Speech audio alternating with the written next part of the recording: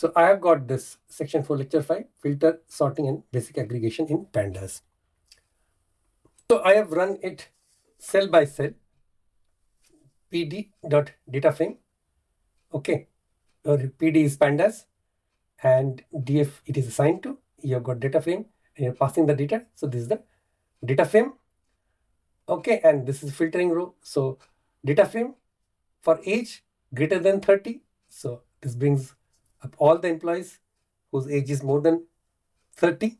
Okay, age is more than 30, irrespective of the department. And then this gives multiple conditions.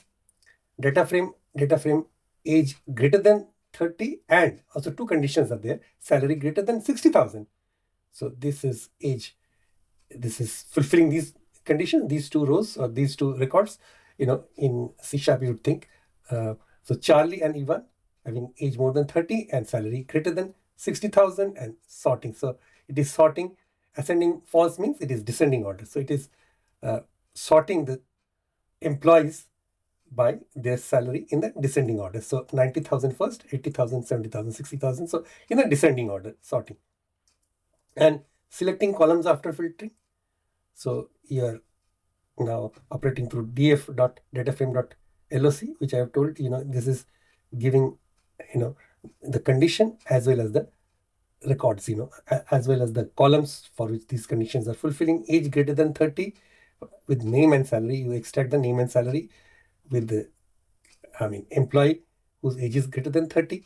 So name and salary. So these are the name and salary field for these three records written, who has got age more than 30, and then basic aggregation, salary.mean, and then salary.sum, salary is mean of the salary, sum of the salary, and salaries.count.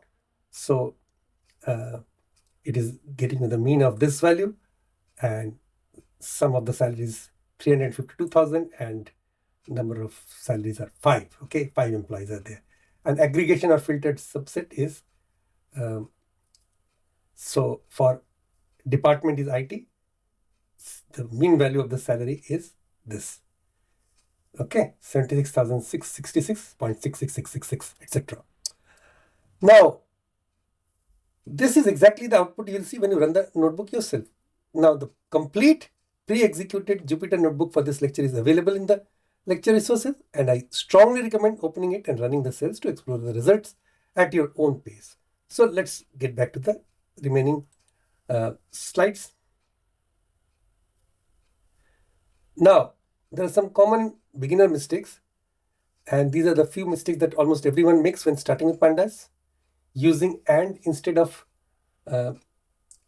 this and ampersand, or instead of this or symbol. Okay, and forgetting parentheses around conditions, or expecting aggregation functions to return tables are all very common issues. Forgetting parentheses and expecting aggregation to return tables are all very common issues. The key lesson here is to be explicit and intentional. Pandas rewards clarity much more than cleverness. If your code reads clearly, it is usually correct.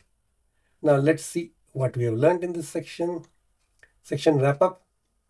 So this brings us to the end of section 4, and where we focus on file handling and working with tabular data using Panda.